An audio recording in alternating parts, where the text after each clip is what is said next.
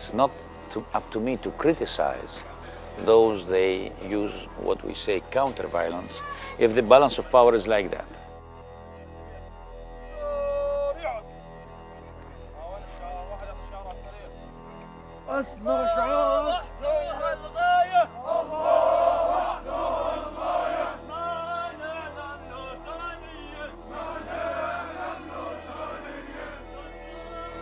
You are not coming to a docile community in Gaza who are sitting there and twiddling their thumbs. You are coming to a community in Gaza that is in a full state of war to liberate all of Palestine. Having interviewed the leadership, the Hamas leadership of Gaza, they do not make any bones about what their intention is to liberate all of Palestine, and they will justify killing every Jew in the process. I'm ashamed as a Jew what my fellow Jews in Israel are doing to the Palestinian population. What you're trying to do here in your movement, it would seem, would be to project the people in Gaza as under siege. And that, excuse me, the war was begun from the Gazans against the Jews, not the opposite. In a war situation, all bets are off.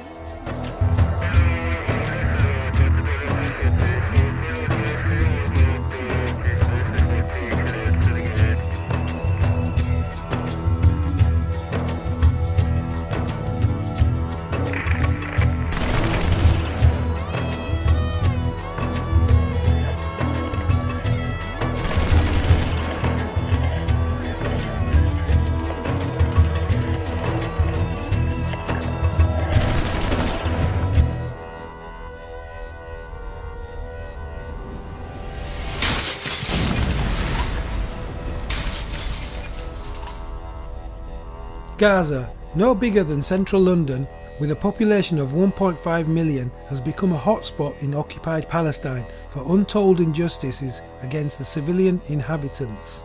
This is a remarkable story of over 40 colourful, emotional and anarchic international peace activists who, against all the odds, challenged the might of the Israeli state to smash the illegal siege and blockade of Gaza.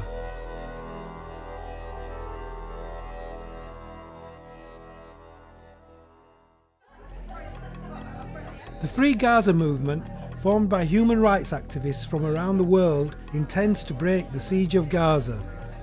After 2 years of planning, they are now in a secret location in Cyprus, training for their historical action. This is day one in the Big Brother house. Sorry, I couldn't resist doing that, but it really does feel as though I've been thrown together with a group of strangers from across the world, all very different ages, religion, cultural backgrounds. It's a real hodgepodge. In over 40 years, no boat has entered or left Gaza without the permission of the Israeli authorities. They want to be able to shut off the spigot of the water, to cut the food, to cut the electricity whenever they want, because it gives them some sense of power.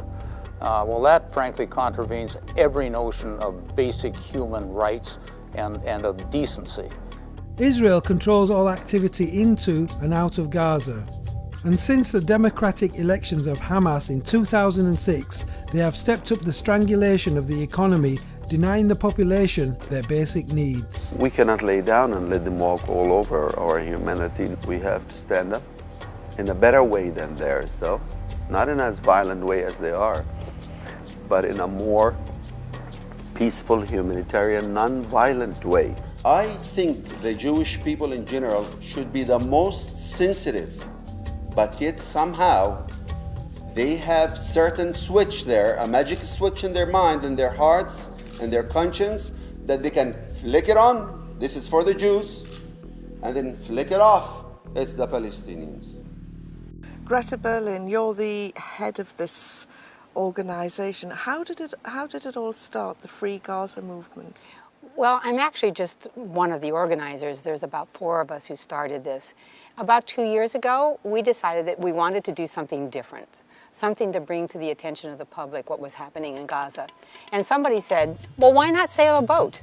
The plan is to sail 2 ships to Gaza, but currently nobody knows where the ships are, what size or what condition they are in. However, they do know they will have to carry over 50 activists across dangerous waters. The rising star at the moment, if this was the Big Brother house, the rising star has to be the oldest resident, a remarkable Jewish woman called Hedy. 83-year-old Hedy Epstein escaped the Holocaust and the brutality of the Nazis, yet she has led a life of active and passionate resistance in favour of the Palestinians. They said they are out of Gaza, yet they control the land, the sea, and the air. Like the fishermen who have a right to go out in the Mediterranean and fish, and yet when they go out, they're being bombed or shot at by the Israelis. Now, if the Israelis are truly out, why are they in Gazan waters? And so, in a way, by going there, we're challenging the Israelis. You know, you're saying you're out, so we don't have to ask you for permission. You know, we've been invited. Tell me, why is Israel afraid of this little peace convoy? The issue is that this convoy is aligned with an entity at war with the state of Israel, providing aid and assistance and comfort and support for a Hamas government at war with the state of Israel. It sounds easy enough to say it, but we've already spoken to quite a few people, and the chances of us getting to Gaza are quite slim. The Zionist entity is unpredictable, and they don't like being beaten, that's certain. The chances of us getting arrested by the Israelis are pretty high, and no one yet has really wanted to talk about the odds of us being shelled, but we do know that the Israeli Navy is patrolling the waters off the coast of Gaza, guns primed, on the lookout for these amazing peace activists. I am going to pass out 2 forms. Basically, it is asking you to consider the consequences of this, the possible consequences of this project. The second form, the one with the smaller print, is optional, and this is instructions in the case you are seriously injured. Take some time and think this through.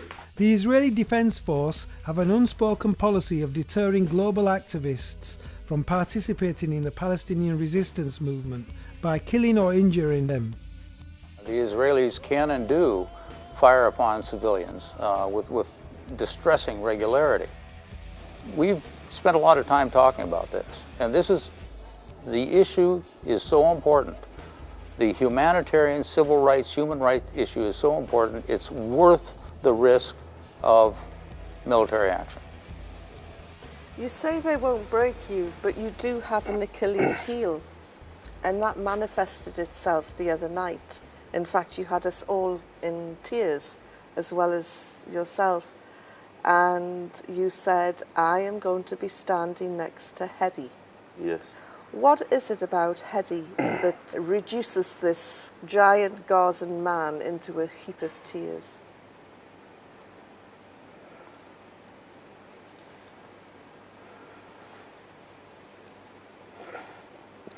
Hedy was the reason for me to come onto this boat. When I heard her story, an 83-year-old woman, Jewish, survived the Holocaust. And she's coming on board. She's going to Gaza to stand next to my people because there's an injustice that she knows very well that have taken place. I took a promise upon myself to be her guardian angel, to protect her if anything happens. I do have some concerns. I don't want to die. I don't want any of us to die. But yet, Hedy, she said that she will stand in front of us to protect us. But this little lady wants to stand in front of me to protect me. That's what it is all about. It's about humanity. It's about, doesn't matter what religion you are, what faith, who you believe in, it doesn't matter. You end up being that human. And when they express their humanity and a gesture toward me, that's all it takes. That's what I get touched with. 3 days into the training, a group of activists were instructed to fly to another secret location to meet the boats and other participants. However, on arrival, there were no boats to be found. It's almost surreal. We should have been on the Free Gaza or the Liberty by now, bound for Gaza to break the Israeli siege, but instead we're marooned in this idyllic little seaport called Chania. I guess the Palestinians are used to waiting. Waiting and enduring. Hopefully tomorrow we'll team up with the Liberty and the Free Gaza and we'll get this, this show on the road. To meet so many people from so many different backgrounds who are willing to stop their lives. Many women, my God, so many women and men have left their wives and their children at home and come on this trip. And the young ones, the ones who are in their early 20s are stopping their lives and taking such a chance at such a young age. And the women, the women in their 80s and 70s who are coming on this trip and dealing with the difficulties of the long flight just even to get here, and just everybody who have stopped their lives to come here and make this statement, to make this mission, this human rights mission. We will not stand for it any longer. We demand an end to this siege, and we are going on boat, 2 boats, to Gaza to bring an end to it. We demand it, and we demand it now. And you're prepared to sacrifice your life for these people who you don't even know? Yes.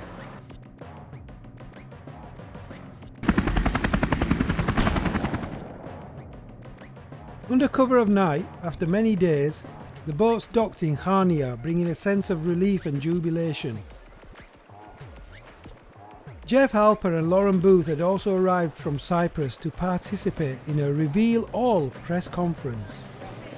Well, the scenes behind me are quite chaotic, but we have finally the SS Liberty and the SS Free Gaza in the same place, in the water together.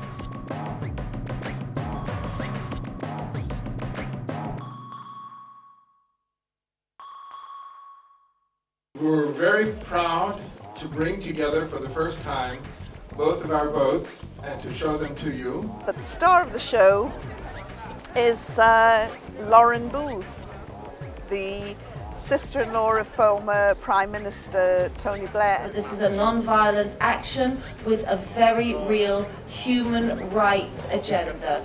I am proud to know the people that are involved in this, and I am less proud that Tony Blair is my brother-in-law. Thank you. This was meant to keep the whole enterprise in the public domain so as to hinder any covert operations from Mossad. However, unpredictable weather and the conditions of the boats were far greater obstacles than any intelligence agency. This reminds me of that fantastic scene in the Titanic before the iceberg. You know, where Kate Winslet goes, "Top of the world!" However, unlike the Titanic, we haven't set sail yet. The Free Gaza movement, is this a one-off? You can say it's a one-off that we hope will last for at least 20 years. Hang on, wait till I get down and come down to chat to you. Between you and I, there's a bit of a disaster going on. I don't know who this belongs to, but it shouldn't be here. Probably the Titanic analogy is not too far away from the truth. I have no idea what my role is here. It is whatever it needs to be, whenever it needs to be that way. The whole project is in danger of sinking because one of the captains has gone. Apparently, he got really annoyed when a Palestinian flag was hoisted up the mast higher than the Greek flag. I know you can't believe it, but basically the skipper's gone, and the skipper has now scuppered our chances of sailing from port at the moment. So we've got an SOS going out to try and get one, if not two, extra skippers. And the port authorities here are now being total jobs worths with everyone.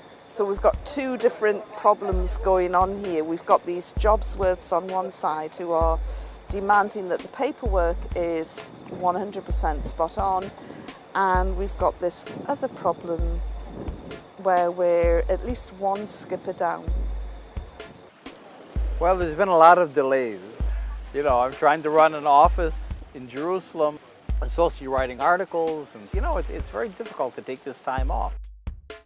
It's a beautiful setting, but it is a problem. As nerves became strained and disillusionment set in, the beautiful mountains in Kharnia provided some sort of refuge and tranquility. We still haven't got a departure date yet, and the hanging round is really starting to get very frustrating now. I don't know if this is going to work. I don't know if we are going to break the Siege of Gaza or end up breaking ourselves. I want us to get on the boats. I want us to be in the water. I want to see Gaza. I want to see the beaches. You know, I'm just totally focused on that. Gaza includes many Palestinians who had to flee or were forced out by Israeli aggression over the past 60 years. The Gaza Strip historically was a vibrant and economically successful area because of its location. Gaza has been specifically isolated because of the people's support of Islamic Party Hamas, a democratically elected and legal representative of the Palestinian people. Many UN resolutions urging Israel to give back Palestinian land have been totally ignored. Gross human rights abuses have also largely been overlooked, triggering a grassroots resistance movement. The people of Palestine undoubtedly pay a heavy price for this resistance. However, as history shows, oppression and domination has a sell-by date. Just as everything seemed to be falling apart, a British captain, Matthew, arrived to take over. We've got a new captain. My name's Matthew. I've been called upon to come and assist you for the journey between here and Cyprus. He looked in the engine room and held an emergency meeting last night and held up bits of metal and said, look at this, look at that, you know, and we're not sailing until it's all sorted. So there's been a huge concerted effort to get the engine sorted and the ship shape. Would you have bought these boats? Based on what I understand, the original cost and what has gone into it in terms of repairs, you could have bought a much newer boat that didn't require nearly as much work to go into. Well, do you want me to tell? Yeah. The reason why have you been here so many days? Because I think they've bought 2 rust buckets. And the maintenance is incredible. If you wish for me to take the boat in the condition that it's in, it's not physically possible.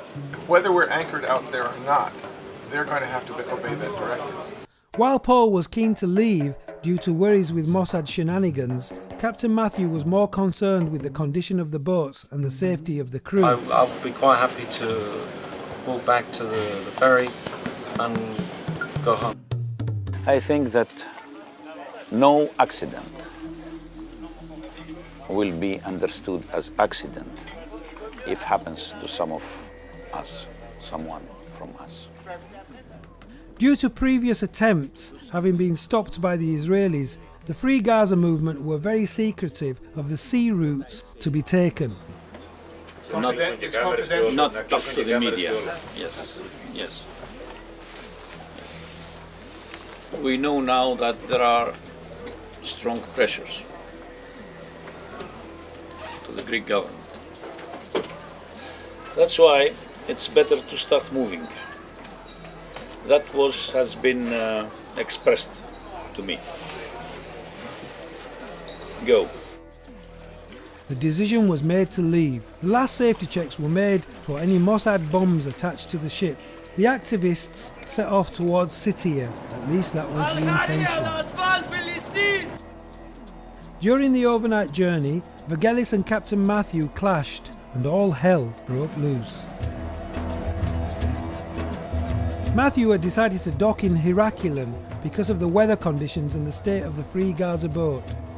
This was against the intended plan by the organisers. Other people had plans to go via Scythia, which is something which had never been communicated to the captain of the Free Gaza. I would like very much to know why there was this lack of communication, not only to the captain, but to the first mate of the Free Gaza and to the crew of the Free Gaza. The secrecy of the travel plans caused confusion among the activists and tempers frayed between the organisers and the crew. The trust, it has been silenced. He laughed ironically and he said to me, if you wish to tell you that it's urgent in order to finish this discussion, I can tell you it's urgent. What are you doing in the place? Matthew walked off and it looked like a full-scale mutiny was in the offering in support of Matthew. I really can't take much more of this. It's like the voyage of the damned. None of us is perfect. None of us is going to be able to do all of these things all the time. But we have to make as much of an effort as possible and not to jump to conclusions and make assumptions. So whatever we think we know, whatever story we've heard, let's re-examine it. Matthew, the British captain, has walked off because of interference by one of the Greek guys who questioned his authority, and the argument has escalated.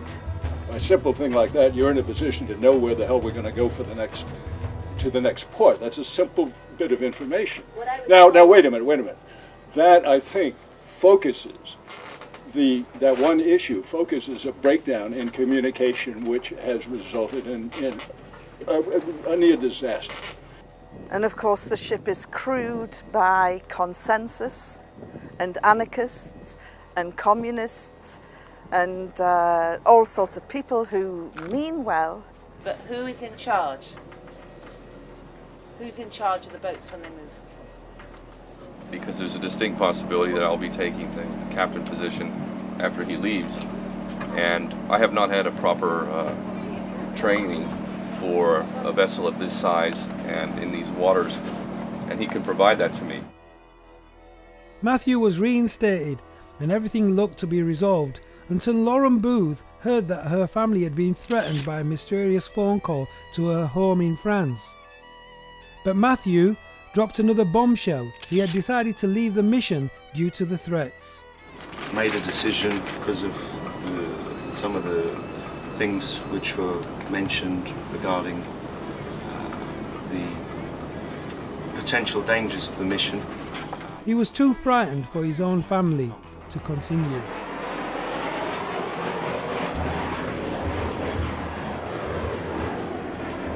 I know dictatorship isn't right, but somebody has to take command. As it stands now, I'm the captain. If you have some issue with me, if you have something that you feel that I'm not doing correctly, if you feel that I've disrespected you, if there's any issue whatsoever that is affecting your attitude and ability to do a job, I need you to tell me. It's going to be interesting when we get to Cyprus because we're picking up a bunch of women, from what I remember. Is that right? Very strong women, yes. Very opinionated women, and women of a certain age who will not be pushed around by anybody. The Free Gaza movement had anticipated arriving in Gaza within 7 days. However, things had now dragged on into the second week and nothing much had been achieved. Boat problems, captains storming off, the threat of Mossad, a lack of leadership and divisions amongst crew members were all causing focus to be lost on the original intention of the mission, helping the people of Gaza. There are a lot of Palestinians who do not want to throw the Israelis into or Jewish people, I should say, to the ocean or to the sea. They don't. This is a Zionist propaganda. There are some who want to. I felt that way one day or another. some days I feel like I need to throw all Israel into the sea. But do I do it? No. But the Israelis have done that to the Palestinians. The activists on the boats headed back towards Cyprus to rendezvous with the other activists who had been patiently waiting at the university. This is my new best Greek friend, Christoph Giovanopoulos. Yes, and he's from Athens originally, but we have the new dynamic shortly of when we get to Cyprus, we'll be joined by the other activists. How difficult do you think it's going to be for them to come on board and integrate? I hope that we will be able to make a more coherent group, so all of us to agree in what we're going to do, one thing. And the second, as far as problems that we may have to face, is how these people in Cyprus will cope with sea conditions. When I first traveled, I traveled in this kind of sea conditions with something between 4 and 504, and I thought it was rough sea. Now for me this is normal. This is my main concern about how these people are going to cope. Are you into this sort of non-violent activism? Personally, I don't have I don't take positions violent or non-violent. For me, it's a tactical issue. On the other hand, this doesn't mean that it's not, I'm beyond ethics or morals. I think it is the highest weapon that and means that you use, the highest the morale, and your judgment must be, very careful. But I don't deny. I don't denounce violent actions in order to support yourself and to resist. I want to tell you something very clearly. Coming as a reporter from Jerusalem this morning, it would have been refreshing to hear the Palestinian spokesman on the panel say, we are 100% for peaceful operation, and we call on our Palestinian brothers and sisters to cease and desist from missile attacks on Israel. Instead, he presented it as if they're a docile community. But let's put it into context. Sure. The missile attacks that we've heard about have killed 17 That's Israelis. Only by luck. That's only by luck. 12 kindergartens were hit in the last 4 months, and children didn't happen to be there. Day 19 on the Free Gaza boat. More than 24 hours at sea now, and it's really starting to take its toll. We all pong. There's no easy way to put it. I've abandoned trying to put any makeup on now. I can't cope with the rocking of the boat, and my mascara ends up all over the place. So it's been a really, really tough day today. What if the Israelis board our boats? What if they become aggressive? What if they fire at us? And we've been getting to know our legal rights, which if you're a non-Palestinian, we do have some rights. They're treated as Untermenschen, and I'm not treated as Untermenschen. I'm not quite on the same level. My name is Kamal Ashur. I live in the United States. I'm visiting. I have a family here in Gaza. I have my wife and 2 children. Because originally we're Palestinians, we have to wait for coordination. We've been here for a couple of hours. Untermenschen means an underclass. And if you see the way the Palestinians are treated at the checkpoints, every minute of every day, Palestinians are being abused in Palestine. Very frustrating, very annoying. Not just waiting, because when you have children, it's even worse. But, we're all human beings. We should be able to live together. One part of the mentality which allows that is the idea that someone isn't the same as you. There's no place in the world where it is okay to have a state of just a specific group of people. That is racism to the nth degree of what racism. I mean, that is racism as clear as racism can be. So it's totally wrong. Our flight leaves at 1 a.m. in the morning, after midnight. So that's why you try to leave, it could take 30 minutes, an hour, or it could take 2 days, we don't know. To say that the Palestinian children have not suffered would be disingenuous. Of course they've suffered. What about the Jewish children who have been under siege all these years? I mean, there's something imbalanced here. My reading of the inner dynamics of Israeli governments in general, and this government in particular, is that in terms of moral barrier, moral scruples, there are next to none. if they were to do something crazy. Of course, they do it every day with Palestinians, but they have a science of killing just the right number of Palestinians so it doesn't quite register.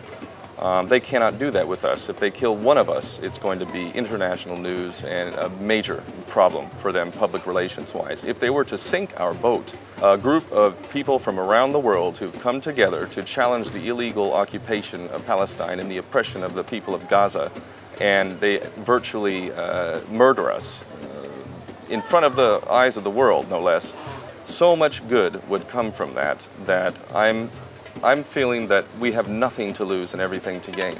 My experience with Hamas have done miracles for the Palestinian people inside Gaza.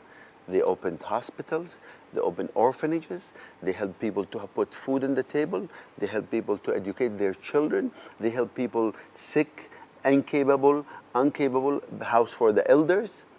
Those are not criminals, those are not crimes. If they have done something militarily, that's their prerogative.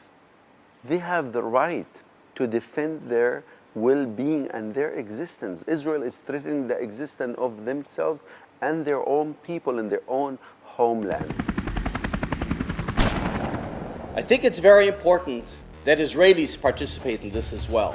I represent a fairly significant part of the progressive Israeli society. After all, we are the occupiers.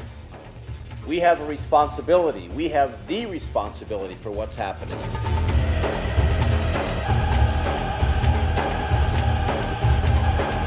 I mean, I wrote a whole statement explaining why I'm going as an Israeli. And part of it was to take responsibility.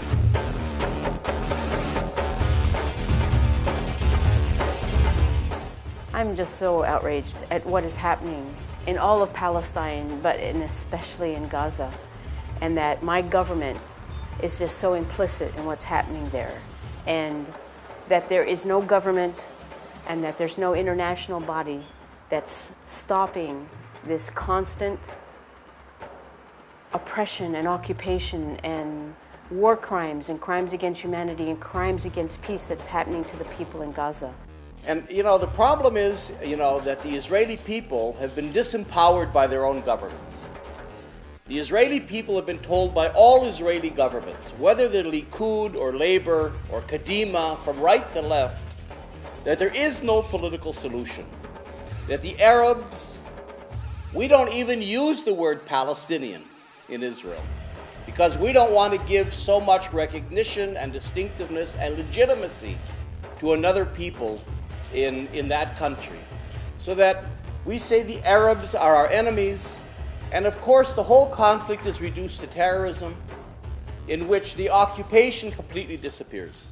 When you have the United Nations Relief and Work Agency, the UNRWA camps, which encourage the shooting of missiles, and they were watching the children cheer as they were shooting the missiles into the neighboring communities. So the order from Israel is to shoot back from where the missiles are hit. You're going to kill children. If the Hamas were not using the children in such a way, it wouldn't happen. In November 9th and 10th, 1938, was it was definitely the first major act of persecution against Jews in Germany and Austria. And on that day, I was quite unceremoniously kicked out of school by the principal.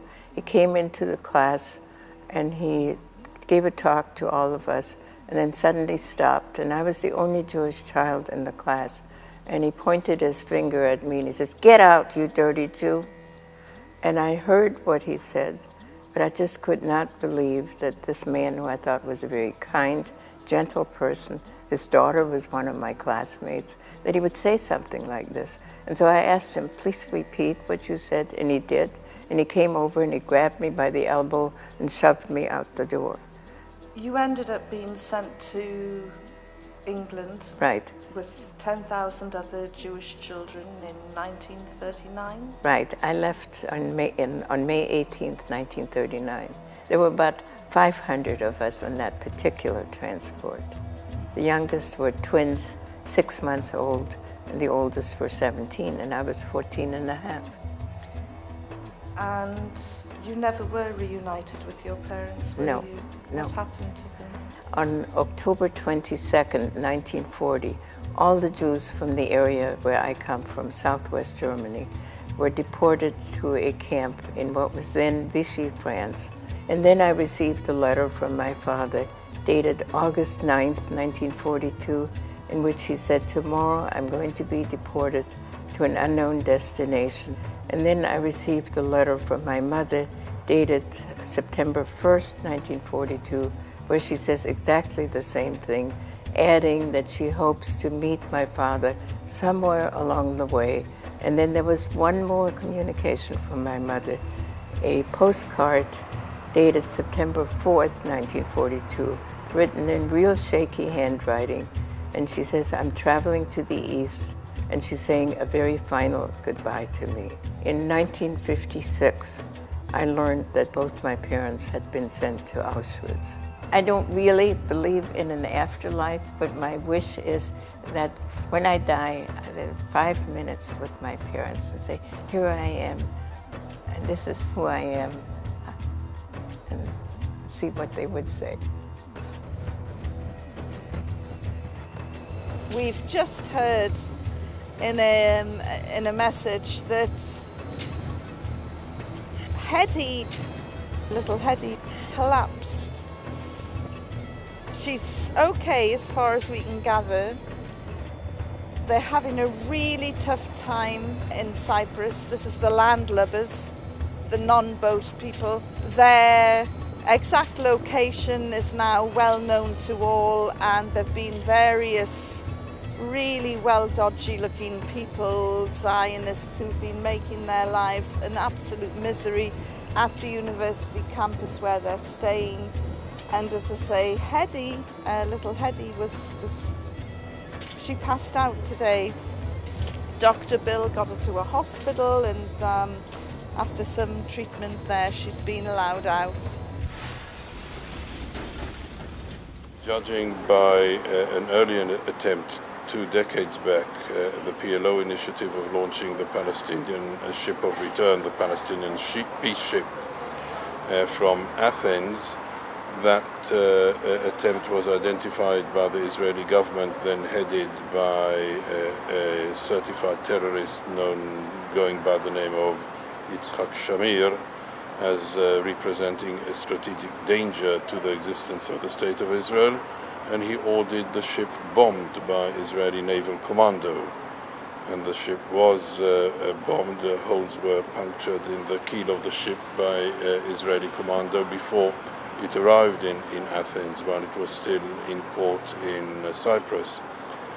So the hostility is apparent in Israeli press reports, and I would suggest that participants should not assume that they will be allowed to reach Gaza. And it's a moral responsibility for me to tell you that we all have to make sure to say to the people in Gaza that we are with you. This is a solidarity to convey a sense of sympathy, but also belonging to a cause and to a people imprisoned and being isolated by a protagonist who's American and also Israeli and, unfortunately, European. With all the pain and the hurt and the politics that you have experienced firsthand and that you've witnessed over 8 decades,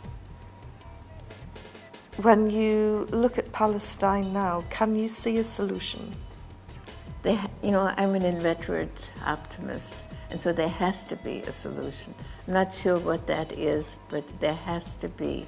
And the Palestinian people, at least all those that I've met, and I've met many, are an amazingly resilient people. And that is not something that the Israelis will ever be able to destroy. What they are doing, though,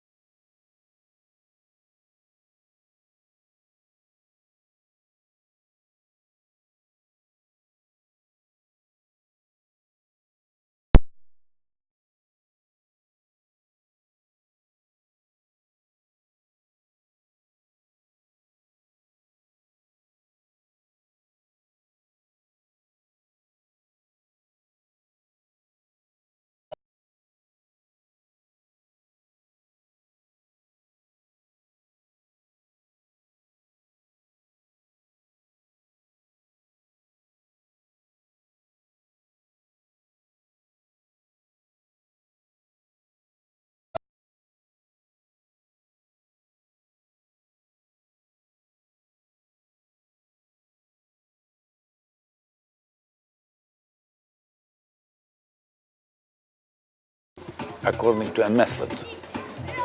They decided not to wait. They are tired, they are sick, I don't know what they are, what they have in mind. They say, let's go like that. Let's finish today. Let's finish today. Consensus. Nothing. It was nothing a consensus. It was a ridiculous process. they call it consensus. They're with him now. We have a huge responsibility. Now, the time, now we start entering to the dangerous area. Let's make it very short, the discussion, and somebody comes with me to tell this man, where are we going? Taking decisions and also respecting consensus is not very easy. They're starstruck and they're in the hands of the media now, and it's the media that's driving that boat.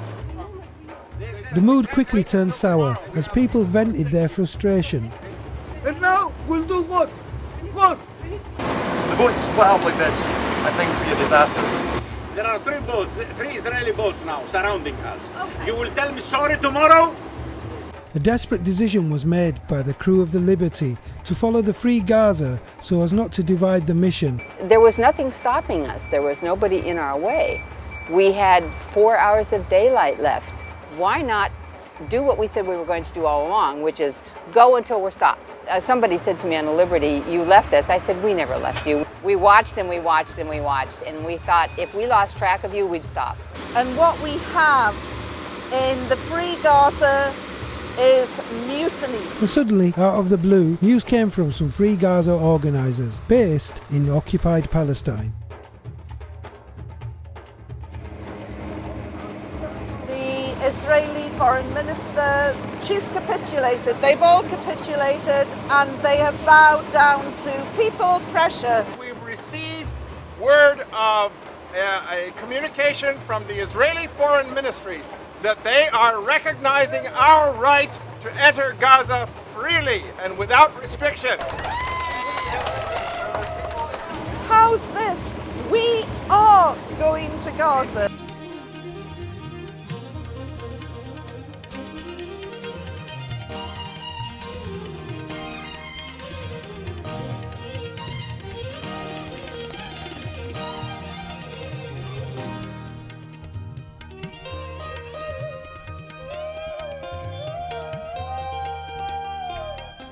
So many people have responded to this voyage, which has taken so long by so many to prepare. And it may not solve any immediate problem, but I think it will change many, many things because more people will be aware of those waiting in Gaza. Really, please do not underestimate what everyone has achieved on board this boat. Might sound dramatic to you, but 40 odd years of a siege. We've broken it.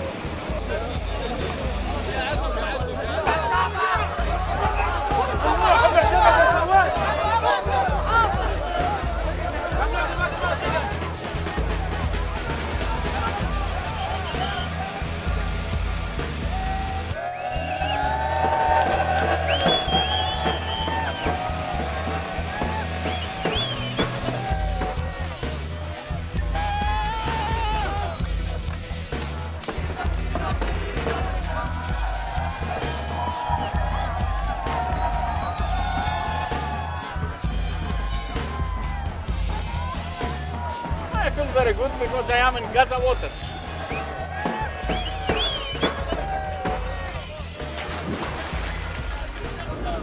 Approaching to the port of Gaza, starting seeing the people there, the buildings, everything, in a sort of a feast.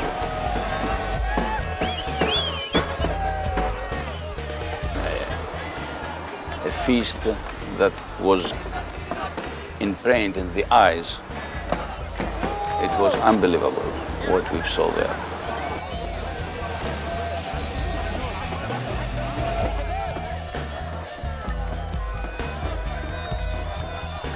I can tell you that this is the first time in history that a foreign ship come from overseas land in Gaza port without being searched or inspected by the Israeli authorities.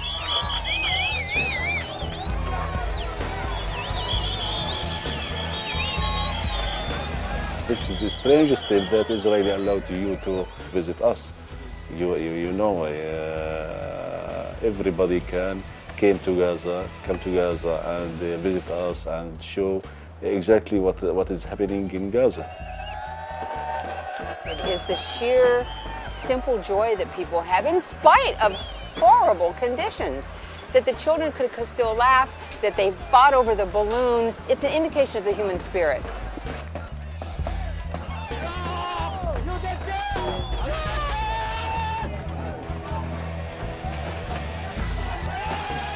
Certainly in the last 4 weeks, there were huge frustrations. Where were the boats? What was happening to the boats? Trying to put 44 people together, all of who had a different point of view. But the thing is, we all had the same goal. So even though people argued, we all knew what that goal was. I never for a second thought that we wouldn't leave. I wasn't sure we were going to get in, but I did think we were going to leave. It was just an exciting thing to sail into the Gaza port, and it's still my goal. We broke the siege for one day. I want to end it.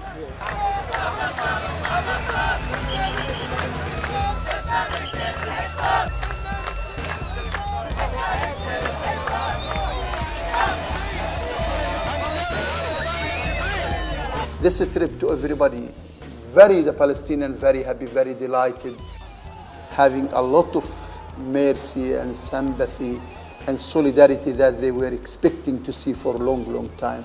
I hope also this will encourage some Arabs, some Muslims to take the risk and also to challenge the Israeli authority and to cross to Gaza. And today we showed Israel just how weak it really is, because we have come here armed with nothing but love for our Palestinian friends, our Palestinian brothers and sisters. Your step is maybe the first one, the right step in the right direction, and it will open the door for many challenge to the Israelis. And we consider this is the beginning to lift the sanction and ending the under siege of Gaza. The Free Gaza Movement, a ragtag bunch of human rights activists, took on the might of the Israeli military and outwitted them. They fought a battle for world public opinion, and it was the Israelis who blinked first. The protesters were prepared for all eventualities. The threat they faced was real, but they were determined to show the world that the abuse of the Palestinian people is one of the most heinous crimes of our times. Well, actually what you did was a very difficult and very great job at the same time. Even before the Intifada, when there was the port functioning, you could not do this without getting permits and going to the Israeli port. So this is very, very important.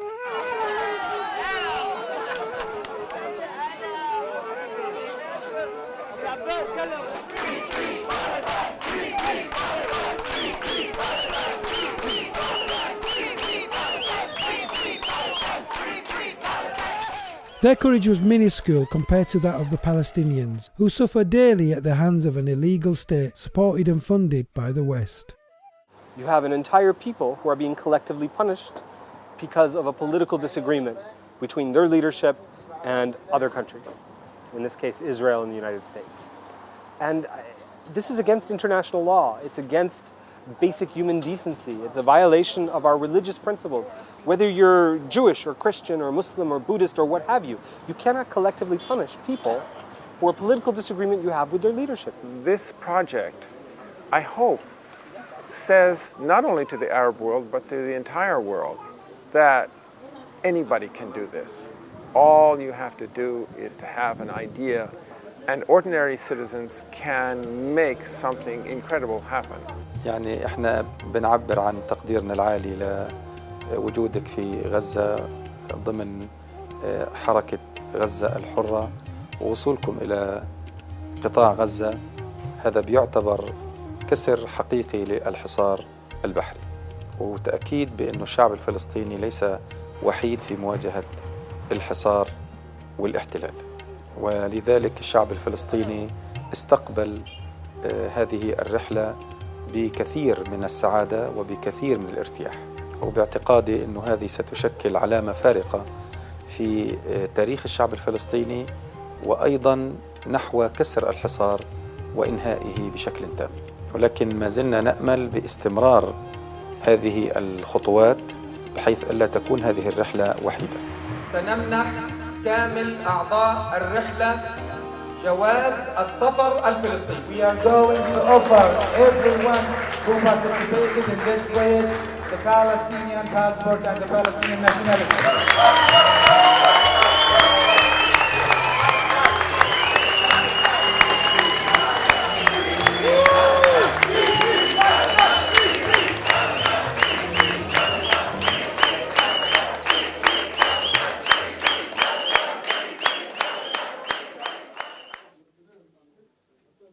But the fact is still a fact. There's still, the siege around Gaza still exists.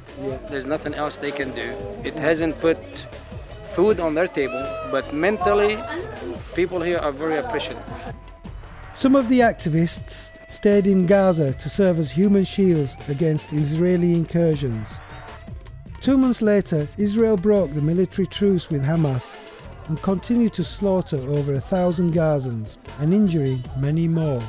The world's power elite once again stood by and watched the carnage, uttering empty words of mild criticism. We're all human beings. We should be able to live together and accept each other's, whether religion, background, culture, or anything. And yes, definitely it is frustrating.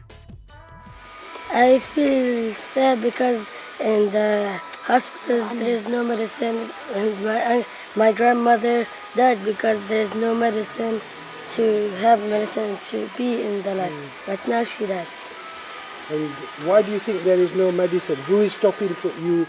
Who is stopping the medicine? The medicine that the ones that don't like Gaza, they are not like Israel. They don't like Gaza, so they don't want us to have medicine, and they want us to die. And what about the Americans? No, not all of the Americans are bad. Some of them are not good. Like these who came in the boat after yesterday, they came to help us. The common man around the world is enraged by the injustice meted out by the Israeli military machine.